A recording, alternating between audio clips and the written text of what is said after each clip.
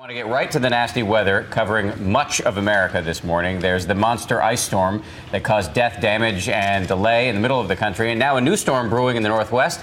At least 12 dead thus far, and it's not over yet. ABC's meteorologist Ginger Z is, of course, on the story. Hey, Ginger, good morning. Hey there, Dan. You know, so many folks spent their week looking like this, their Thursday, Friday. This picture from Dallas. But once we got rid of that ice, it kind of squeezed together. It was a lot of snow. Look at Vincennes, Indiana. They had more than a foot in some places, but this was almost about 11 inches that you're seeing right there, that Vincennes picture. Just amazing amounts of snow. Now, that storm has moved on. You can see it all moving out. Just a few rain showers left in parts of the Carolinas this morning.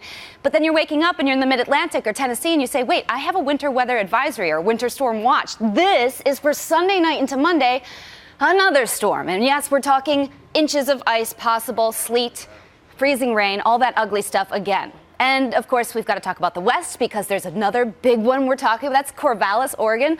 And they had some big-time snow coming in, inches and inches in places that don't necessarily get it and don't necessarily get it this early. Look how much more snow is going to fall here. I'm going to bring you through the next 24 hours or so. This low-pressure system slips through the west. The mountains picking up quite a bit. You could see some Sacramento and Redding flakes mixing in. And then the cold. That's where we find Little Rock, 20 degrees this morning. It's not getting any better. And Steve Osunsami is there with the story on the ice. Good morning, Ginger. This storm is certainly leaving its mark on Little Rock. The ice still hard on the ground. Then it was the Ohio Valley and now the Northeast, where the storm is bringing its first measurable snow of the season.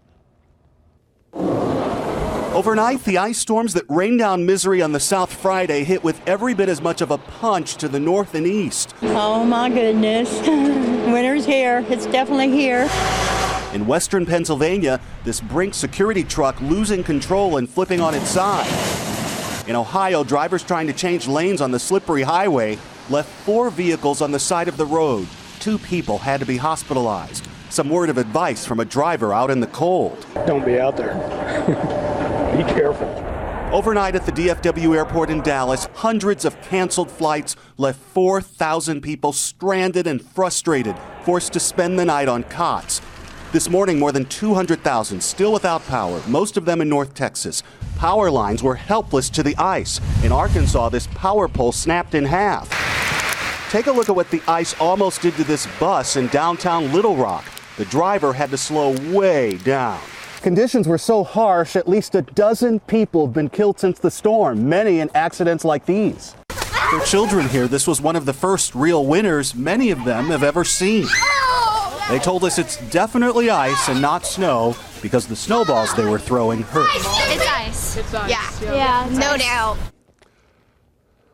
Those children hoping they won't have classes Monday and might certainly get their wish if conditions continue. Some great news for those passengers who were stuck at airports overnight. Those flights will be taking off today. Bianna? Good news indeed. Winter arriving early this year. All right, Steve, our thanks to you.